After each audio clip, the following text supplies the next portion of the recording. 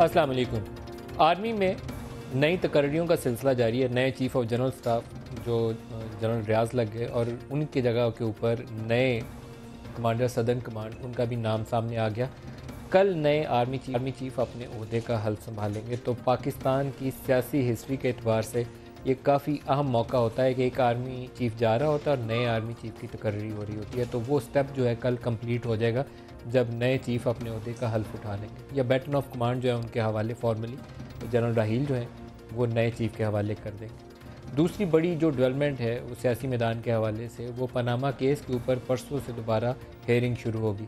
पाकिस्तान तहरीक इंसाफ वालों ने आज 2 नए पेपर्स हैं जो उनके ख्याल में हक़ मलकियत के हवाले से अहम पेशरफ्त हो सकते हैं, वो सुप्रीम कोर्ट में आज जमा करवाए हैं। वो कितने अहम होंगे, क्या ये केस आगे चलेगा या बिल्कुल काम यहाँ से ठप हो जाएगा? सियासत में तहरीक इंसाफ ने पनामा पेपर्स के ऊपर काफ़ी ज़ोर लगाया है कि यहाँ से उन्हें इंसाफ भी मिल जाए, और उनका ख्याल ये है कि PMLN को डेंट करने के लिए या मियां नवाज शरीफ और उनकी फैमिली को डिफेंसिव पे डालने के लिए बड़ा मजबूत मवाद है। ये अदालत में बहरहाल उन्हें साबित करना पड़ेगा। तो ये दोनों टॉपिक हैं जो आज के प्रोग्राम में हम डिस्कस करेंगे। इस्लामाबाद स्टूडियोज़ में हमारे साथ मेहमान शख्सियात में हैं डॉक्टर मुसद्दक मलिक साहब, तर्जमान हैं वज़ीर-ए-आज़म के। इसके अलावा असद उमर साहब हैं पाकिस्तान तहरीक इंसाफ के, very warm welcome. Saeed Ghani साहब पाकिस्तान पीपल्स पार्टी से हमारे साथ कराची से शामिल हो रहे हैं। सईद गनी साहब आपको भी खुश आमदीद कहता हूँ, और जनरल मोइनुद्दीन हैदर साहब फॉर्मर गवर्नर सिंध भी हमारे साथ होंगे। जनरल साहब आपको भी खुश आमदीद कहता हूँ। डॉक्टर मुसद्दक मलिक साहब, नई अपॉइंटमेंट्स प्रोसेस तकरीबन सुबह कंप्लीट हो ही जाएगा, अभी हो गया तकरीबन, अनाउंसमेंट्स हो गई हैं। Are you satisfied no happy? जी हाँ बिल्कुल। स्मूथ ट्रांजिशन मेरे ख्याल में बेहतरीन है जी। आई मीन इससे पहले एक सियासी जमात ने पूरा अपना वक्त गुजारा और फिर नई आने वाली जो इलेक्शन जीत के पार्टी आई उसको बटॉन, पॉलिटिकल बटॉन जो है उसके हवाले किया, और अब 3.5 साल हो चुके हैं उस अमल को भी चलते हुए। तो जमहूरियत के अंदर इस्तेहकाम आ गया, आइन की बालादस्ती जो है वो, जैसे कि हमारी तारीख थोड़ी सी पैची है तो वो भी आहिस्ता आहिस्ता कायम हो रही है। इसी तरह ये दूसरे आर्मी चीफ हैं जिनकी तकर्री की गई है, पहले जनरल राहील शरीफ साहब की गई थी और अब जनरल बाजवा की गई है। तो मैं तो समझता हूँ ये बहुत खुशाइन चीज़ें हैं जमहूरियत के अंदर, इसी तरह सलीके से चीज़ें चलती हैं और वही हो रहा है। आपने एक बड़ा भारी भरकम किस्म का एक जुमला बोला कि जमहूरियत में इस्तेहकाम आ गया। मैं सरप्राइज हुआ हूँ कि ये जो छड़ी है नए चीफ के हवाले से जाने से, इसी से इस्तेहकाम आ जाता है। नहीं, मैंने तो आपको इसी वजह से वो पूरी बैकग्राउंड दी है कि एक सियासी जमात ने अपना वक्त पूरा मुकम्मल किया और जो इलेक्शन हुए उसको, उसके बाद दूसरी हुकूमत को दिया, फिर इसी तरह सदर साहब जो हैं उन्होंने अपना वक्त जो है वो ख़त्म किया और नए सदर साहब एक जमहूरी तरीक़ाकार से अप्रोप्रिएट हुए। तो आइन के तहत जो भी इदारे, जैसे जैसे चीफ जस्टिस भी जो हैं उनके दरमियान में सीनियरिटी की बुनियाद पे उनका जो तरीक़ाकार है उससे चीफ जस्टिस भी नए अपॉइंट हुए हैं। तो एक हमारे यहाँ जो बाज़ दफ़ा होता है कि पैची हो जाता है, कोई इंटरवेंशन आ जाती है, उस तरह की कोई चीज़ अब नहीं आ रही। तो एक इस्तेहकाम जो है वो फ़िज़ा के अंदर आता जा रहा है। मावरा आइन तो कोई काम नहीं होना चाहिए असद उमर साहब। बहुत ही अनफॉर्चुनेट हो कि कोई नया चीफ आए या कोई जनरल आए और वो उठा के हुकूमत को बाहर फेंक दे, लेकिन क्या जमहूरी इस्तेहकाम, क्या टेन्योर्स कंप्लीट हो जाए और नई अपॉइंटमेंट्स हो जाए? नहीं, ये जो आप बात करें वो तो जाहिर है आप ख़ास तौर पे इस प्रोग्राम पे बहुत करते हैं, और मैं कई दफ़ा आपके प्रोग्राम पे कर चुका हूँ कि इस पे तो कोई बहस नहीं है पाकिस्तान में अब कि जमहूरी निज़ाम होना चाहिए मुल्क के अंदर। अब जो बहस हो रही है पाकिस्तान के अंदर वो तो जमहूरियत की सेहत की बहस हो रही है कि क्या वाकई में जमहूरियत है, क्या वाकई में आइन की बालादस्ती है, क्या कानून की हुक्मरानी है। मेरी नज़र में और बहुत सारे पाकिस्तानियों की नज़र में बदकिस्मती से इसका जवाब नफ़ी में है। क्यों नफ़ी में? क्योंकि आपको नज़र आता है कि आइनी तकाजे जो हैं वो पूरे नहीं किए जाते, कानून जो है उससे बाला होकर काम किया जाता है।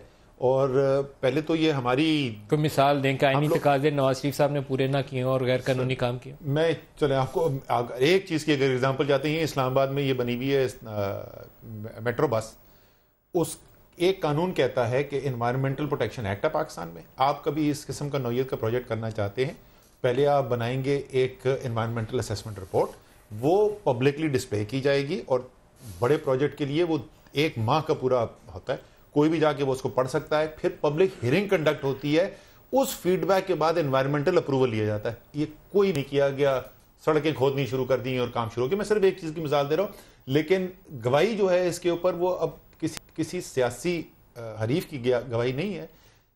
Chief justice of supreme court bench पर बैठ के कहते हैं कि पाकिस्तान में जमहूरियत नहीं बादशाहत है। मेरे ख्याल में इससे ज़्यादा तो मुस्तनद गवाही मुश्किल है। सईद गनी साहब से भी पूछते हैं। सईद गनी साहब, आपका तज्जिया क्या कहता है कि गैर कानूनी गैर आइनी काम कर रही है हुकूमत या जमहूरियत में इस्तेहकाम है, और इस्तेहकाम की तशरीह आपकी क्या है? देखें, हमारे यहाँ ये बस एक रिवायत सी है और मैं समझता हूँ कि ये बदनसीबी की बात है, खुशी की बात नहीं है कि आर्मी चीफ़ अगर अपने वक्त पे चला जाए और दूसरा आर्मी चीफ़ आ जाए तो हम शायद उस पर बड़ा इत्मीनान करते हैं कि जी अल्लाह का शुक्र है कोई गड़बड़ नहीं हुई। तो ये कोई मेरा ख्याल है कि शायद एक दो मुल्क ही होंगे जहाँ बातें होती होंगी। दुनिया के हर मुल्क में ये एक आम सी बात है कि मुख्तलिफ इदारों के सरबराहान अपने एक वक्त पर आते हैं और वक्त गुजरने के बाद चले जाते हैं, फिर उसकी जगह कोई और आ जाता है। तो इस हद तक तो शायद इस्तेहकाम हमारे यहाँ नहीं है कि हम अभी चीज़ों के आदी नहीं हुए हैं। जिस तरह ये आम ट्रांजेक्शन होनी चाहिए हम उसके आदी नहीं हैं। तो इस्तेहकाम तो उस वक्त मैं समझूंगा कि 100% होगा जब ये चीज़ें रूटीन की तरह हम उसको देखेंगे कि जी एक चीफ जस्टिस आया था चला गया, दूसरा आ गया, एक आर्मी चीफ आया था वो चला गया, फिर एक प्राइम मिनिस्टर इलेक्ट होकर आया था फिर हार गया, फिर दूसरा आ गया, इसी तरह सदर आया था वो हार गया चला गया। तो जब चीज़ें ये स्मूथली होना शुरू हो जाएँ, हम इसके आदी हो जाएँ, तो मैं समझता हूँ कि उस वक्त जो है वो जमहूरियत का इस्तेहकाम। लेकिन सईद गनी साहब, कुछ ऐसा तो नहीं है कि सेल्फ इन्फ्लिक्टेड जो है ये फियर है जो अब हुकूमतों के ऊपर से उतरने का नाम नहीं ले रहा? माजी तो हमारा यही है, लेकिन आपने 3 साल जनरल कियानी को इसलिए दिए थे कि 2013 तक ना जरदारी साहब को और ना गिलानी साहब को खतरा हो, लेकिन गिलानी साहब उसके बाद खुद ही वज़ीर आज़म नहीं रहे। अभी भी हुकूमत के ऊपर बहुत दबाव था कि पता नहीं क्या होने वाला है, कौन सा ऐसा सांप निकलेगा कि सारा कुछ हिल जाएगा।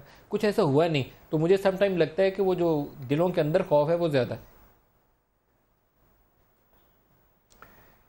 देखिए, वो भी अब ठीक कह रहे हैं कि दिलों के अंदर भी कुछ खौफ होता होगा, लेकिन कहीं ना कहीं से तो ये चीज़ें फैलाई भी जाती हैं, आगे बढ़ाई भी जाती हैं। और शायद जिस तरह कहा जाता है कि कुछ रिटायर्ड लोग होते हैं जो इन चीज़ों को नहीं, कुछ रिटायर्ड लोग होते हैं ना, वो आगे बाहर तासुर देते हैं कि जी हमारी इससे बात हो गई, हमारी उससे बात हो गई और इस तरह होने जा रहा है, उस तरह होने जा रहा है, जो अमली तौर पर मेरा ख्याल है पिछले कोई 4-5 वर्षों में हुआ नहीं है। लेकिन उन लोगों की ज़रूर जो है वो थोड़ी सी पूछगिछ कहीं होनी चाहिए कि अगर कोई किसी का नाम इस्तेमाल करता है, कोई किसी इदारे का नाम इस्तेमाल करता है, कोई किसी फ़र्द का नाम इस्तेमाल करता है, तो भाई आप क्यों करते हैं? और ये पिछली जब धरने वाला टाइम था तो 4-5 अफराद के तो नाम भी आए थे कि वो जा जाकर इस तरह की मैसेजिंग करते हैं जो शायद अपने तौर पर करते हैं और अपनी पोजीशन बनाने के लिए करते हैं। तो ये चीज़ें हमें रोकने के लिए हुकूमत की जहाँ जिम्मेदारी बनती है वो अपनी जगह है, लेकिन अगर कोई पाक फ़ौज का नाम इस्तेमाल करे, कोई ISA का नाम इस्तेमाल करे, कोई किसी चीफ जस्टिस ऑफ पाकिस्तान का नाम इस्तेमाल करे, उनसे फिर उन इदारों को भी पूछना चाहिए कि भाई आप ये क्यों सारी चीज़ें करते हैं। डॉक्टर मुसद्दिक साहब इस पर रोशनी डाल सकते हैं? आप फरमाएंगे कि ऐसे नासर मौजूद हैं जो फ़ौज और ISI का नाम लेकर अदम इस्तेहकाम वाला जो शर है वो फैला रहे हो? ये शर नहीं, मेरे ख्याल में तासुर अब ख़त्म होता जा रहा है। आप ये आज क्योंकि आपने सवाल पूछा तो मैंने इस वजह से उसका जवाब दिया, और सेनेटर गनी ने मेरे ख्याल में बिल्कुल सही बात की है कि ये अब रूटीन की चीज़ें होती जा रही हैं। 2-3 मरतबा और होंगी तो और आपको शायद ये हम प्रोग्राम इस नौयत का प्रोग्राम नहीं करेंगे। हमने अभी हमारे बहरिया के जो इंचार्ज हैं वो भी बहरी फ़ौज के, वो भी उनके भी अपॉइंटमेंट्स हुई हैं, इसी तरह फ़ज़ाइया के भी। तो हमारी ये चीज़ें अब चलनी शुरू हो गई हैं और चल रही हैं, और ये बिल्कुल उनकी बात ठीक है कि ये नॉर्मलसी के अंदर आनी चाहिए, और नॉर्मलसी के अंदर आहिस्ता आहिस्ता आ रही हैं। हमारे अब ये जो प्रोग्राम्स हो रहे हैं मेरे ख्याल में ये कम होना शुरू हो जाएंगे। 1-2 और तकर्रियाँ इसी तरह हुई, सिर्फ फ़ौज के हवाले से नहीं मगर दीगर इदारों के हिसाब से भी, तो फिर शायद हम ये प्रोग्राम नहीं करेंगे और हमारे प्रोग्राम ज़्यादा पॉलिसी के ऊपर फोकस्ड होंगे कि हमारी दिफाई पॉलिसी क्या है, हम अपनी सिक्योरिटी को डिफ़ाइन कैसे कर रहे हैं, वगैरह वगैरह वगैरह। मेरे प्रोग्रामों के साथ साथ मेरे ख्याल में आपकी हुकूमत को भी इन इशूज़ के ऊपर ज़्यादा फोकस करने की ज़रूरत है। जी बिल्कुल, आप बिल्कुल बजाय साथ और बिल्कुल जनरल मोइन साहब से बात करें। जनरल मोइन साहब, आप फरमाइएगा कि इस्तेहकाम जो है एक जमहूरी निज़ाम का, वो नए तकर्रियों से आ जाता है या उसके लिए सिस्टम को अकाउंटेबल भी होना चाहिए, जवाबदेह होना चाहिए, वहाँ भी एहतसाब का एक निज़ाम होना चाहिए जो नज़र नहीं आता हमें?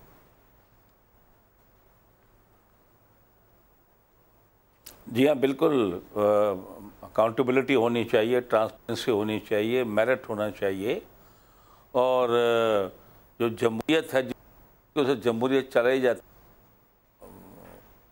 अच्छे मुल्कों में उस तरह जमहूरियत को चलना चाहिए, और पार्लियामेंटेरियंस को पार्लियामेंट के कार्रवाइयों में दिलचस्पी लेनी चाहिए, उनको वहाँ जाना चाहिए, बोलना चाहिए, लॉ मेकिंग में अपना हिस्सा डालना चाहिए। पाकिस्तान के क़वानीन बहुत से फरसूदा हैं, उनको अपग्रेड करना है।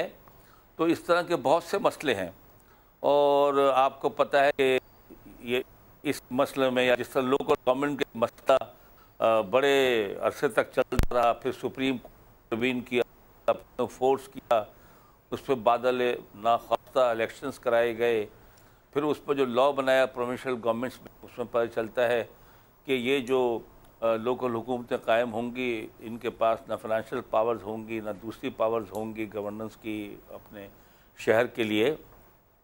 तो जनरल मोइन साहब, बहुत से ऐसे मामला हैं जिनको हम वन बाई वन डिस्कस कर सकते हैं, लेकिन दो चीज़ें ऐसी हैं जिसके ऊपर लगता यह है कि फ़ौज ने अपना अमल दखल बहुत बढ़ा लिया हुआ है। जो सिविल हुकूमत को करना चाहिए काम फ़ौज करती है। एक फॉरेन पॉलिसी है आपकी, इंडिया अफगानिस्तान अमेरिका वाली पॉलिसी, ये GHQ आपका डिसाइड करता है। या तो सिविलियन हुकूमत अपनी इनएबिलिटी का इजहार करती है या फ़ौज उसको अलाउ नहीं करती, मालूम नहीं दोनों में से क्या बातें दुरुस्त हैं। दूसरा, आपकी इंटरनल सिक्योरिटी में भी सिविलियन हुकूमत ड्राइविंग सीट में नज़र नहीं आती, मालूम नहीं कि फ़ौज का दबाव है या इनकॉम्पिटेंस है, इसमें से कौन सी बात कहें हम? आपका क्या तज्जिया? देखिए, इंटरनल सिक्योरिटी जो हमारे मुल्क में है, it is more than internal security, it like a insurgency, it like a proxy war. उसमें बहुत सारे ममलिक अमल दखल उनका यहाँ पर गया है, उनकी एजेंसियाँ यहाँ काम कर रही हैं, उनके एजेंट्स यहाँ घूम फिर रहे हैं। तो ये जो सिलसिला है, ज़ाहिर है कि जो प्राइम एजेंसीज़ हैं मुल्क में, ISI, उनका रोल बढ़ जाता है, इसमें IB का रोल भी होता है। और इसके अलावा जो सिविल हुकूमत के पास जो पुलिस है, वो बाज़ दफ़ा उनकी जो ट्रेनिंग की ज़रूरत है, उनकी इक्विपमेंट की ज़रूरत है, उनकी एफिशिएंसी कम्पिटेंसी बढ़ानी है, उसमें कमज़ोरी होती है। तो वो पता चलता है कि इसके अलावा फ़ौज जो उसको इन्वॉल्व करना पड़ता है, जब तक कि वो मजबूत नहीं होते, इन्वेस्टिगेशन, प्रोसिक्यूशंस, तमाम चीज़ों में फ़ौज का अमल दखल बढ़ेगा, like a state of war. आप देखिए, पाकिस्तान की बेशतर डिप्लॉय है और लगातार ऑपरेशन रहे, इस्तेमाल हो रही है। तो ये तो एक स्टेट ऑफ वॉर है जिसमें हाँ इस वक्त हम हैं। तो जाहिर कि स्टेट ऑफ वॉर में असद उमर साहब, इस पे आपसे मैं चाहूंगा आप भी इस पे राय दें। बात नहीं है आपकी दाखिली सलामती भी दोनों बड़े ऐसे पुअर एरियाज हैं जहां हुकूमत को लीड में रहना चाहिए, ओनरशिप लेनी चाहिए उन तमाम कामों की। आपकी ज़रब भी हो रही हो तो आपकी सिविलियन गवर्नमेंट को ओन करना चाहिए। अफगानिस्तान इंडिया के ऊपर जो पॉलिसी है आपको ओन करना चाहिए, है ही नहीं है। देखिए, इन सिर्फ दो एरियाज़ की बात नहीं है, जो मजमूई तौर पे जो सिविलियन साइड है हमारे गवर्नेंस का, वो इंतहाई कमज़ोर हो गए। हमारे इदारे कमज़ोर होते गए। हमारी मिनिस्ट्रीज़ में अगर आप जाके देखें तो उनकी अपनी कैपेबिलिटी स्ट्रैटेजी डेवलप करने की, प्लान करने की, वो बुरी तरीके से एरोड हो चुकी है। आप वज़रा से बात करें तो वो आपको बताएंगे कि एक अच्छा आदमी ढूंढना जो है वो मुश्किल हो जाता है। ये आजकल की हुकूमत के अंदर मैं बता रहा हूँ आपको, क्योंकि सालों से जो है हमने इदारों को कमज़ोर सिर्फ नहीं किया, ज़्यादातर तो इदारे हमने मफलूज कर दिए हैं। सियासी मुदाखलत हुई है, मेरिट का कत्ल किया गया है।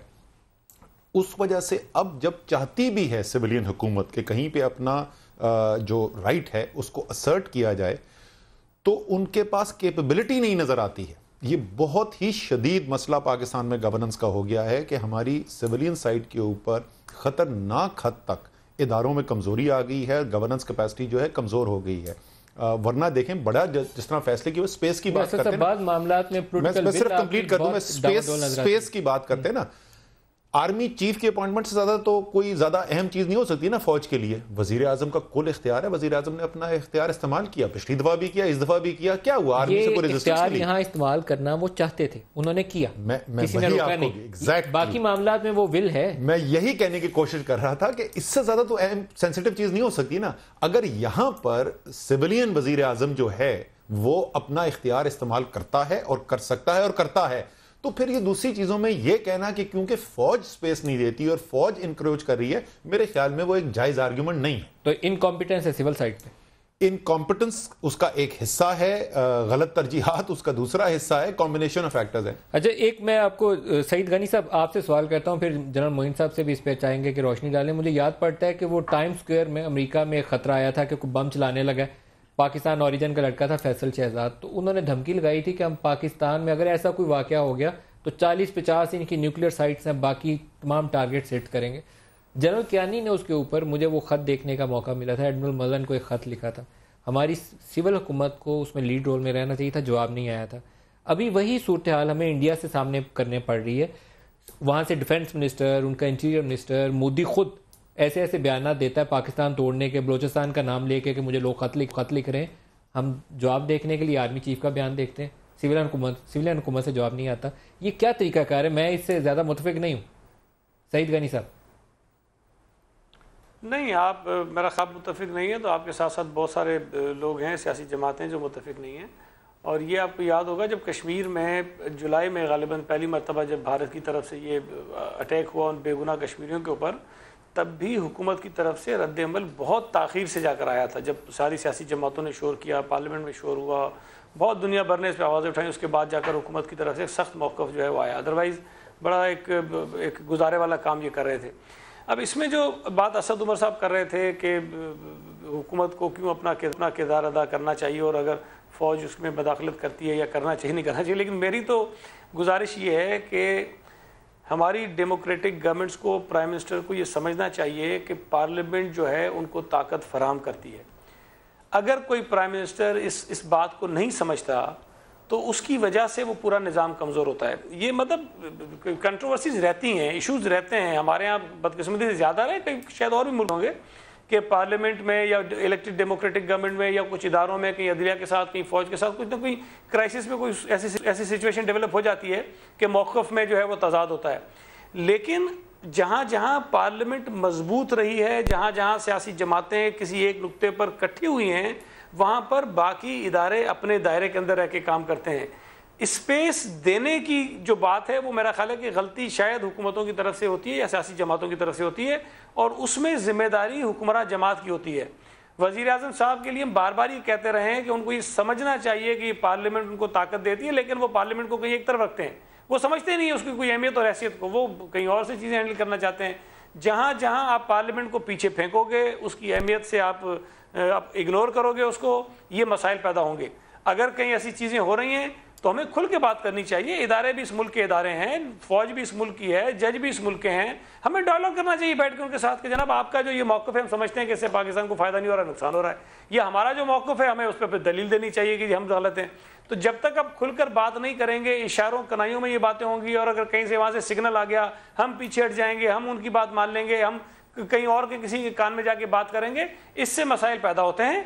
हमें खुलकर, अगर अदलिया से हमें कुछ गिले शिकवे हैं, हमें डायलॉग करना चाहिए बैठ के कि जनाब बताइए कि जजों का किरदार क्या होना चाहिए, उनको किस हद तक जाना चाहिए, किस हद तक नहीं जाना चाहिए। इसी तरह अगर फौज का हम किरदार कहीं महसूस करते हैं, बैठ के बात करनी चाहिए। और मैं समझता हूँ सिर्फ हुकूमत को नहीं, हुकूमत को पहले तमाम सियासी जमातों से बात करनी चाहिए, उसके बाद इदारों के साथ बैठ के हमें डायलॉग करना चाहिए। एक ब्रेक ले लें, जिस नुक्ते पे ब्रेक पे जनरल मोइन से भी और डॉक्टर मुसद्दिक साहब से भी इसका जवाब लेंगे। हमारे साथ रहिए।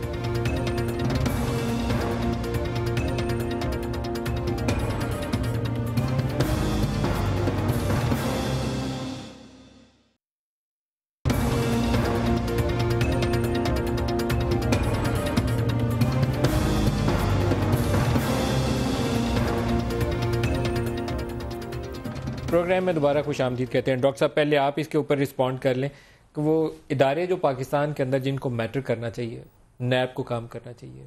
इससे भी हम पनामा केस का ब्रेक में जिक्र कर रहे थे। पनामा का मामला सुप्रीम कोर्ट में जाता ही ना, अगर आपकी FIA, आपकी नैब, आपकी FBR शुरू में इन लोगों का हिसाब किताब करके सेटल कर लेती, मामला हुआ ही नहीं। मेरा ज़ाती ख्याल है जी कि क्योंकि ये अब सुप्रीम कोर्ट के अंदर सब जुडिस हो गया है, तो मैं ज़्यादातर इस पर बहुत ज़्यादा बात नहीं करता। लेकिन मैं इल्ज़ाम तराशी के ज़मीन में ये बात नहीं कह रहा, मगर किसी भी इदारे का जो इस वक्त उस पर एतबाद है या एतमाद है वो ख़त्म कर दिया गया है, और उसको इतनी ज़्यादा स्ट्रीट लेवल के ऊपर इतनी ज़्यादा ले दे की गई है, और हर इदारे को इतना कॉन्ट्रोवर्शियल आप लोगों ने कंट्रीब्यूट नहीं किया उसमें? ज़रूर किया होगा, मगर सिर्फ हमने नहीं किया। तो उस वजह से बहुत ज़्यादा जो शाम को अब मतलब आप अगर कहें कि ये इदारा भी चोर है और ये इदारा भी चोर है और ये इदारा भी चोर है, और आप कर रहे हैं जी। देखिए ना, अभी ये जो सुप्रीम कोर्ट के सामने प्राइम मिनिस्टर साहब पेश हुए हैं, आपने कहा कि यहाँ पे कुछ इंसाफ, जमहूरियत के साथ इंसाफ भी होना चाहिए। पीपल्स पार्टी के दौर में एक जो वज़ीर आज़म हैं उनको सुप्रीम कोर्ट ने घर भेज दिया, वो घर चले गए।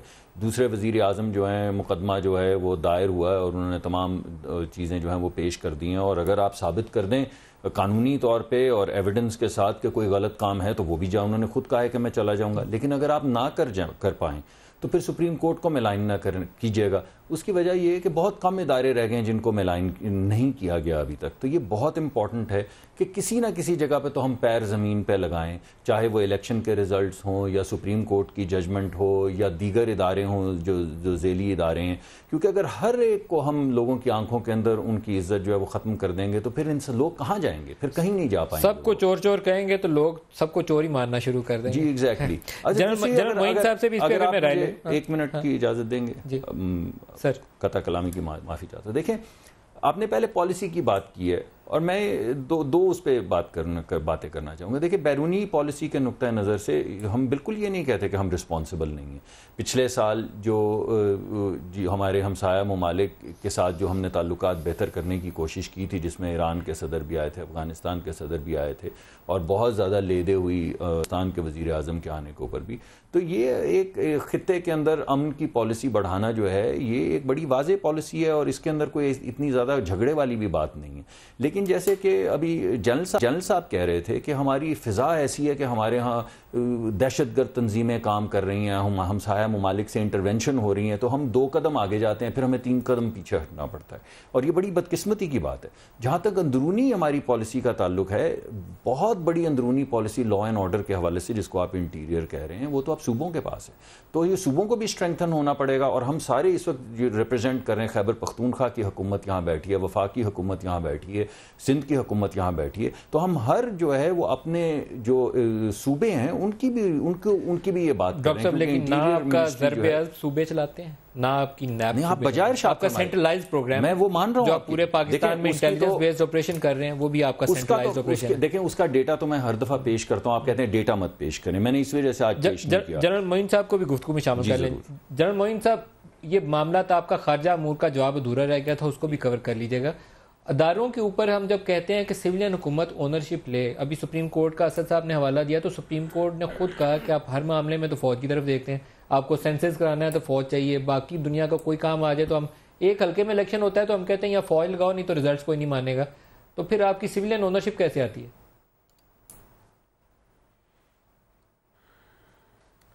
देखिए, एक तो बात आपने अदारों की थी, मेरी नज़र में ना वफाकी लेवल पर ना सूबाई लेवल पर ना कोई FIA और नैब जो हाकिम वक्त हैं उनका एहतसाब करते हुए उनके पर जलते हैं। और इस तरह एंटी करप्शन का महकमा जो सूबों में है, किसी सूबाई वज़ीर या किसी ब्यूरोक्रेट को पकड़ने में उनके पर जलते हैं, उनके परफॉर्मेंस के मामले में कोई बहुत अच्छा नहीं है।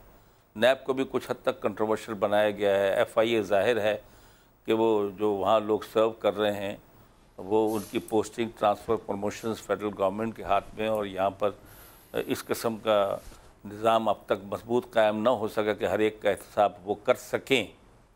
एक तो ये बात है। दूसरी बात जो फॉरेन पॉलिसी की आपने कही, फ़ौज क्यों नहीं चाहेगी कि अफ़गानिस्तान से ताल्लुकात बेहतर हों और वहाँ से फजलों को निकाला जाए, बॉर्डर मैनेजमेंट बेहतर हो और दहशतगर्दी पर मिलकर सिविल गवर्नमेंट और फौजी गवर्नमेंट इस मामले में एक पेज पर है। और रहा पहले जो बहुत पाकिस्तान ऐसे समझती थी या तालिबान, वो उनको उनके हालात पे छोड़ दिया कि वो अपने हल खुद तलाश करें अफगानिस्तान में।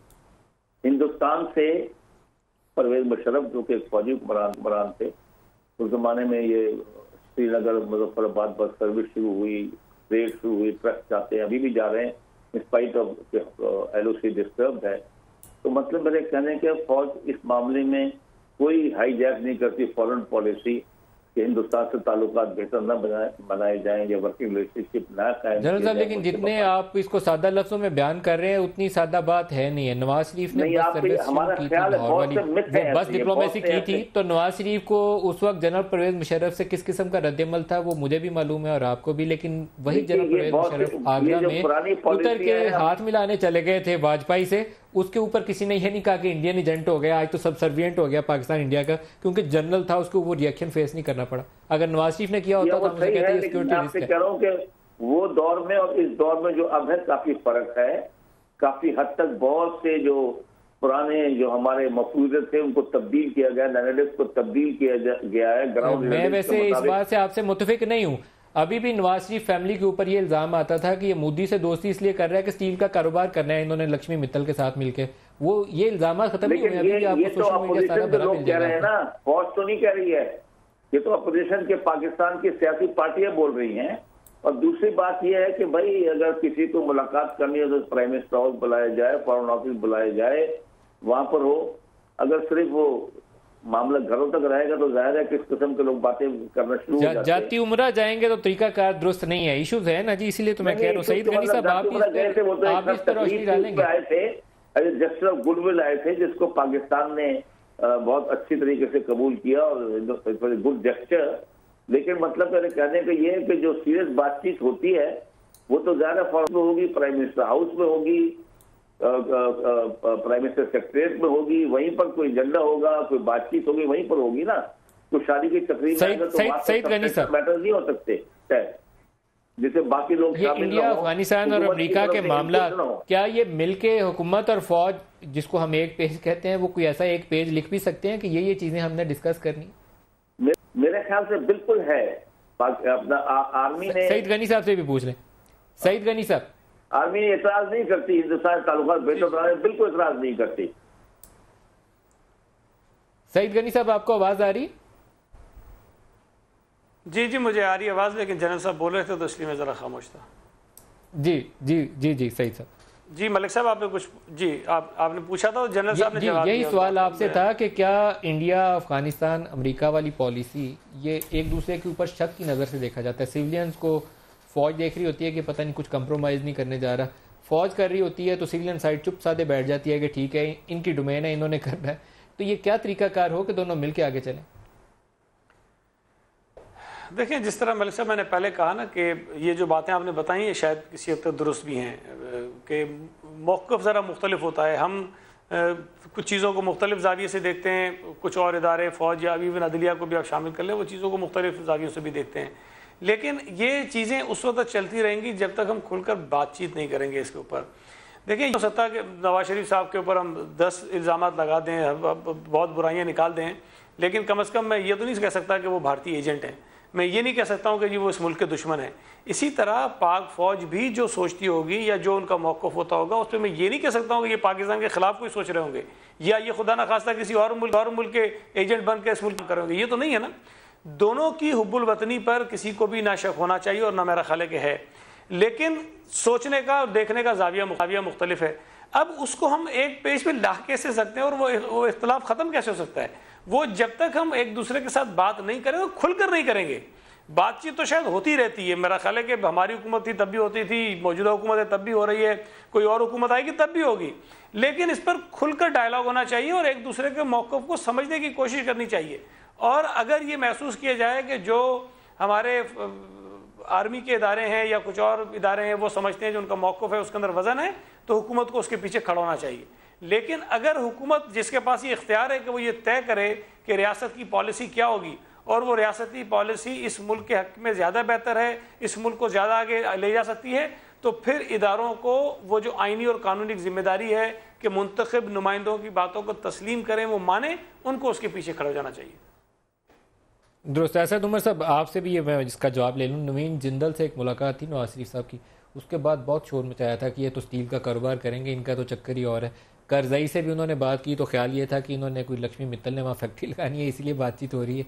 शक था बड़ा शदीद किस्म का कि यही काम होना है, उससे हम बाहर नहीं निकले। देखिए मैं वो मुंतखब इलेक्टेड प्राइम मिनिस्टर है तो वो शक की निगाह से कोई और होता है। दोनों पहलू जो है मैं उसके ऊपर कमेंट कर देता हूँ। पहली बात जो है जो मुसद्दक मलिक साहब कह रहे थे कि इदारों को बदनाम नहीं करना चाहिए, इदारे को चोर नहीं कहना चाहिए। आपने भी कहा कि अगर चोर चोर कहेंगे तो सब चोर मान लेंगे। माजरत के साथ ऐसा है नहीं। पाकिस्तान ये जो इदारे हैं ना, इनसे लाखों पाकिस्तानियों का वास्ता पड़ता है और कुछ ऐसे इदारे हैं जिनसे करोड़ों का वास्ता पड़ता है। लोग देखते हैं कि उनके साथ अपनी ज़िंदगी में क्या बर्ताव हो रहा है, वो उस बुनियाद के ऊपर कहते हैं। आप सिर्फ किसी पे इल्ज़ाम लगाना शुरू कर दें तो लोग यकीन नहीं करते। मैं आपको सादा सी मिसाल दे देता हूँ। ख्वाजा आसिफ ने पता नहीं कितनी प्रेस कॉन्फ्रेंस कर दी कि इमरान खान ने करप्शन कर दी और शौकत खानम के ऊपर वो 300 प्रेस कॉन्फ्रेंस और कर दें, कोई पाकिस्तानी नहीं मानेगा। इमरान खान के ऊपर और बहुत सारी चीज़ों की तनकीद होती है जिसमें लोग मानते हैं कि हाँ ये तनकीद जो जायज़ है। तो ऐसी बात नहीं है कि आप स्याह को सफ़ेद कह सकते हैं कहने से। बहुत सारे सहाफ़ी ऐसे हैं ना जिनके ऊपर इल्ज़ाम लगता है ये पैसे लेते हैं, ये लिफाफा है। नदीम मलिक को क्यों नहीं कहता?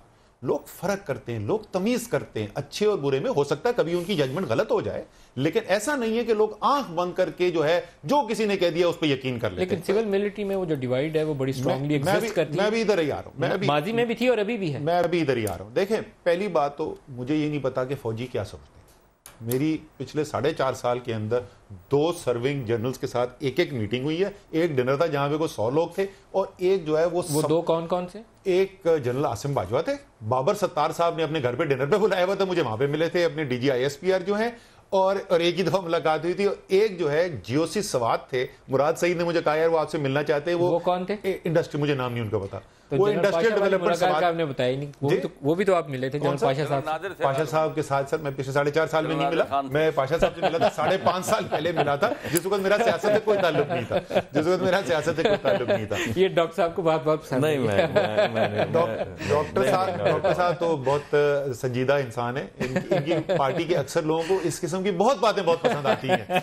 अच्छा, मैं ये कह रहा कि मैं जो है ना, मैं ये नहीं मानता कि लोगों की रेपुटेशन, इदारों की रेपुटेशन इसलिए खराब है कि हमारे इदारे चोरी करते हैं।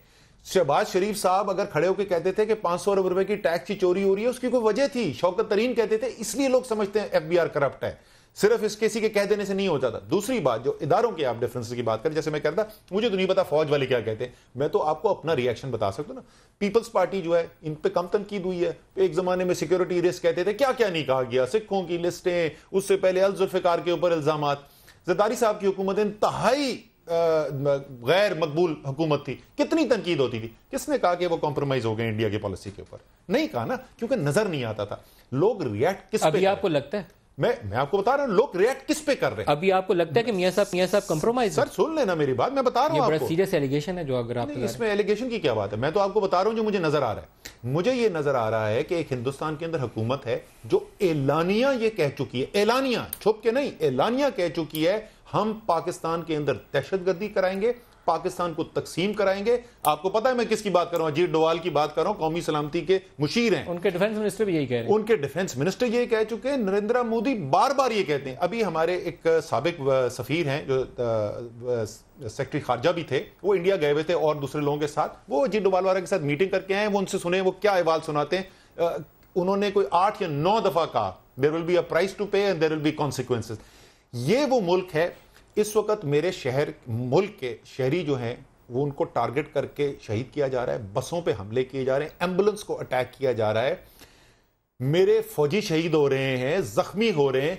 मुझे अपनी हुकूमत से रिएक्शन नहीं नजर आता। मैं आज तक मैं तरस गया हूं ये सुनने के लिए कि मेरा वजीर आजम खड़ा होकर दुनिया को यह बताए कि हिंदुस्तान के अंदर, भारत के अंदर आज एक दहशतगर्द वजीर आजम है। आपको लगता है ये कंप्रोमाइज है? मुझे तो बिल्कुल कंप्रोमाइज। डॉक्टर साहब जी बिल्कुल, ये तो बरमला, आपको याद है कि अभी हमारे फौजियों की लाशें पड़ी हुई थी बॉर्डर्स के ऊपर, तो लाहौर में बॉर्डर से 10 मील दूर खड़े होकर इन्होंने बरमला ये कहा था, उस जलसे के अंदर कहा था ये, और ऊंची आवाज़ में कहा था। पहले शेख रशीद साहब ने यही बात कही जो अब आपने कही है, और असद उमर साहब ने कही है कि ये हम सस्पेशन ये एजेंट हैं, और उसके बाद इन्होंने कहा कि ना सिर्फ ये हैं बल्कि बुज़दिल हैं। चले जो भी आपने कहा, अवाम ने सब कॉम्प्रोमाइज जी कॉम्प्रोमाइज है। कॉम्प्रोमाइज का आसान उर्दू तर्जुमा बुज़दिली कह लें। मैं ये कह रहा हूं कि मैं उनकी नीयत के अंदर नहीं पहुंच सकता कि वो क्यों कर रहे हैं। उनके जो एक्शंस हैं, उनके जो एक्शंस हैं वो पाकिस्तान की कौमी सलामती का दिफा नहीं कर रहे जैसा उनको करना चाहिए। जी, तो पहली बात तो ये है कि ये सस्पेशन का इजहार ये बरमला कर चुके हैं, इमरान खान साहब भी कर चुके हैं, आज असद उमर साहब ने कैमरे पे किया, और ये वहां पे भी नारे मारते रहे कि तुम ये मत समझना कि commander in chief of Pakistan जो है वो एक बुज़दिल आदमी, ये वहां पे खड़े होकर नारे मारते रहे। हमें किसी दुश्मन की जरूरत नहीं है। जब हमारी अपनी फोर्सेज, हम जंग की हालत में, हम अपने जो हाईवेज हैं उनसे जहाज उड़ा रहे हैं, और हमारे मुल्क की, मेरी जरा बात मुकम्मल कर लेने दीजिए। अब जहां तक इनको ये जवाब की बात कर रहे हैं, जहां पे हमारा एक जवान शहीद होता है वहां पे हम उनकी 4 लाशें गिराते हैं, जहां पे हमारा एक घर जो है उसके ऊपर बमबारी होती है तो हम उनकी 9 जो चौकियां होती हैं उनको सफाई हस्ती से मिटा देते हैं। तो हर मर्तबा जब भी उन्होंने हमारे मुल्क की तरफ देखा है, हमने उनकी आंखें निकाली हैं। तो हमारा जवाब तो ये है उनके लिए, और हमने तो, लेकिन अगर आप ये समझते हैं कि हम गाली गलोच क्यों नहीं कर रहे, अभी वजीर आजम साहब ने बयान दिया, हमारी वजारत खारजा ने बयान दिया, मैं 10 मरतबा बयान दे चुका हूँ, हमारे वजीर दिफा बयान दे चुके हैं और उन्होंने कहा जंग हो सकती है वगैरह वगैरह, और बड़ी सख्त बातें की हैं। लेकिन अगर आप ये समझ रहे हैं कि हम गाली गलोच नहीं कर रहे और वो जबान जो इमरान खान साहब बोलते हैं वो जबान बोलनी चाहिए प्राइम मिनिस्टर को और फिर ही सिर्फ उनकी हुब्बल वतनी तय होगी, तो वो नहीं होने वाला। लाल किले पे खड़े होकर जो कुछ कहा उसका तो जवाब देना चाहिए था, ना दे के हर बात का जवाब दिया जा रहा है और सबूत भी दिया जा रहा है। 15 अगस्त की तकरीर जो मोदी ने की उसका जवाब दिया। देखिए मेरी बात सुने, इमरान खान साहब यहाँ से, मुझे आप उस एक स्पेसिफिक बात का नहीं पता, जो मैं बात करना चाह रहा हूँ वो सुनिए। इमरान खान साहब यहाँ से जहाज में बैठ के गए, मलिक रियाज साहब के जहाज में बैठ के गए वहां पर हिंदुस्तान, या जहांगीर तरीन साहब के जिसके जहाज में भी गए, वहां पे मोदी से मिले, इन्होंने खुद उनसे मीटिंग्स मांगी, सारा दिन मांगते रहे। जब मीटिंग मिल गई, मीटिंग के बाद बाहर निकल के इन्होंने कहा कि हमारा तो मौकफ ही मोदी के मुतालिक मिल गया, इनका बयान है, आप बेशक चलवा के देख लें। तो क्या बदल गया था मौकफ? उस वक्त ये हुब्बुल वतनी और ये जो सारी बातें जो कर रहे हैं बढ़ चढ़ के, वो उस वक्त वो बातें कहां गई थी जब वो वहां पे बात, मैं लास्ट 10 सेकंड कहते ना, ये जो भी इनका बॉस करेगा उसको डिफेंड करेंगे। मैं इमरान खान की इस मीटिंग को ये कह रहे हैं कि इमरान खान ने बयान दिया, मुझे नहीं पता, अगर दिया भी इमरान खान ने बयान, मैं फिर भी कहता हूं मोदी दहशतगर्द था, दहशतगर्द है, पाकिस्तान में दहशतगर्दी करवा रहा है, कश्मीर में दहशतगर्दी कर रहा है, और मैं चाहता हूं मेरी हुकूमत खड़े होकर तमाम दुनिया को उसकी हकीकत बताए। कह रहे हैं बल्कि मुंह भी तोड़ रहे हैं उनका, और रोज तोड़ रहे हैं। डॉक्टर मुसद्दिक मलिक साहब, असद उमर साहब, सईद गनी साहब, जनरल मोइनुद्दीन हैदर साहब, आज के प्रोग्राम से इतना ही, इजाजत दीजिए, खुदा हाफिज़।